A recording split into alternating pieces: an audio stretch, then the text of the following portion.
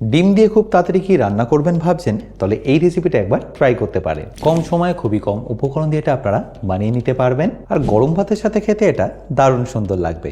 তাহলে চলুন রেসিপিটা শুরু করা যাক।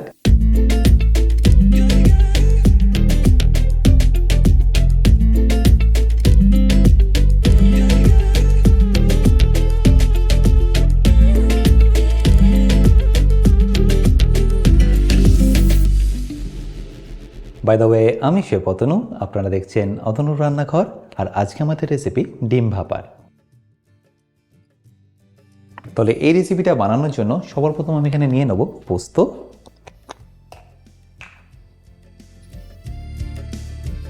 আমি এখানে টোটাল 50 গ্রাম মতো পোস্ত নিয়ে নিলাম, যেটাকে আমি কোনো কিছু না দিই একবার পাউডার করে নেব। আর পাউডার করে নেওয়ার পরে দেখুন এর টেক্সচারটা ঠিক এরকম আসবে। এবার এর মধ্যে দিয়ে দেবো 3টে কাঁচা লঙ্কা ঝালের জন্য। এবার এর মধ্যে অল্প একটু জল দিয়ে একটা স্মুথ পেস্ট বানিয়ে নিন।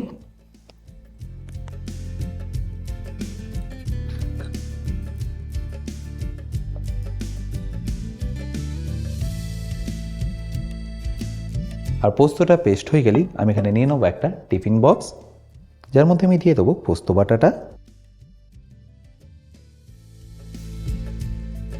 আর এরপরে যে এক্সেস পোস্তটা মিক্সিং জারে ছিল তার মধ্যে একটু জল মিশিয়ে আমি এর মধ্যে অ্যাড করে দিলাম।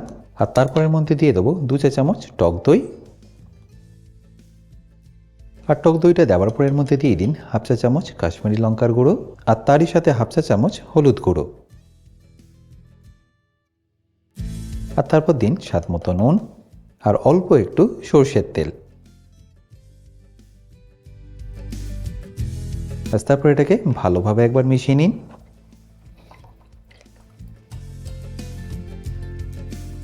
আর ভালো করে মেশানো হয়ে গেলে এটাকে আপনারা সাইডে রেখে দিন। এবার ডিম ভাপা বানানোর জন্য আমি এখানে নিয়ে নিয়েছি 8 পিস ডিম।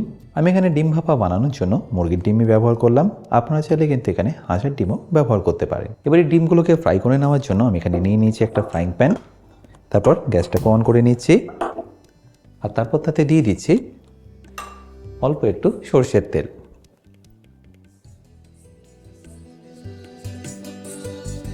আর তেলটা একটু গরম হয়ে গেলেই ডিমগুলোকে এর মধ্যে দিয়ে ভালো করে ভেজে নিন।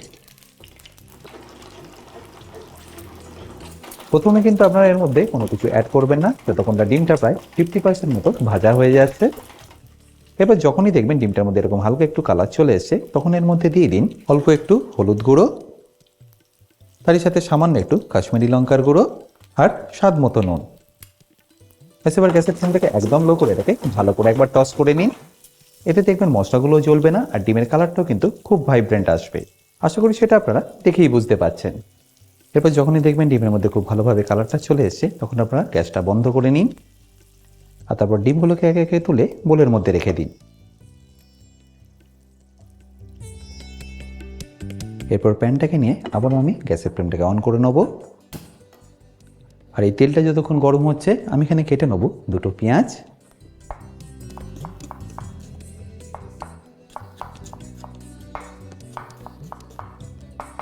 খুব বেশি কিন্তু আপনাদের এটাকে পাতলা করে কাটতে হবে না, জাস্ট একটু মোটা মোটা করে এইভাবে কেটে নিন।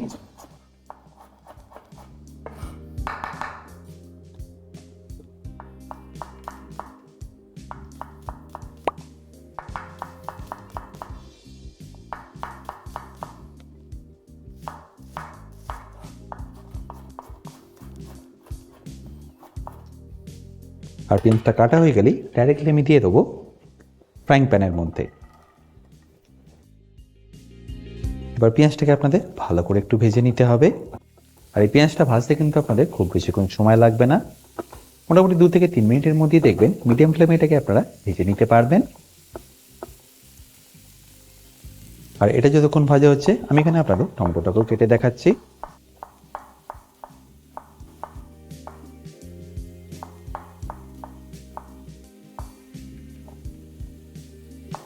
এটা আপনারা একটু মোটা মোটা করেও কেটে নিতে পারেন।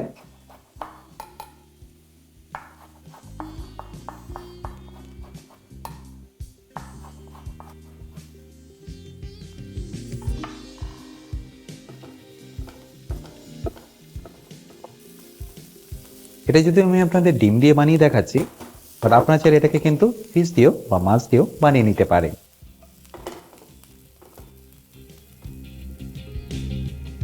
আর পেঁয়াজটা যখনই দেখবেন ভালো করে ভাজা হয়ে গেছে তখন এখানে দিয়ে দিন কেটে রাখা টমেটোটা।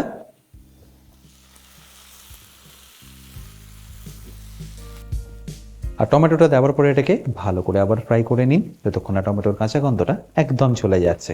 হলুদ আর লঙ্কার গুঁড়ো যেহেতু আমি আগেই দিয়ে দিয়েছি, তাই এখন এর মধ্যে আমি দিয়ে দেবো সামান্য একটু নুন। তারপর এটাকেও ভালো করে মিশিয়ে নেব। আর যখনই দেখবেন টমেটোটা একদম পারফেক্টলি কুক হয়ে গেছে তখন এটাকে ডাইরেক্টলি দিয়ে দিন আগে থেকে বানিয়ে রাখা পোস্ত বাটার মধ্যে। তারপর এটাকে একবার ভালো করে মিশিয়ে নিন। আর ভালো করে মেশানো হয়ে গেলে দিয়ে দিন এর মধ্যে ভেজে রাখা ডিমগুলো। আচ্ছা, এখানে বলে রাখি, আপনারা যারা অতনু রান্নাঘরে ইউটেন্সিলগুলো কিনে নিতে চাইছেন, লিঙ্ক আমি ডেসক্রিপশন বক্সে দিয়ে রেখেছি। অ্যামাজন থেকে সেটা আপনারা ইজিলি কিনে নিতে পারবেন। এরপরের মধ্যে দিয়ে দেবো কয়েকটা চেরা কাঁচা লঙ্কা। এরপরের মধ্যে 1 চা চামচ কাঁচা সর্ষের তেল দিয়ে ডাইরেক্টলি এটাকে দিয়ে দিন স্টিমের মধ্যে।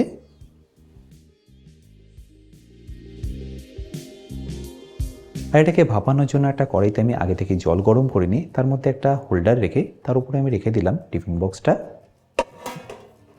তারপর এটাকে ঢেকে নিন আর কুক করে নিন এইভাবে স্টিমে মিনিমাম 15 থেকে 20 মিনিটের জন্য।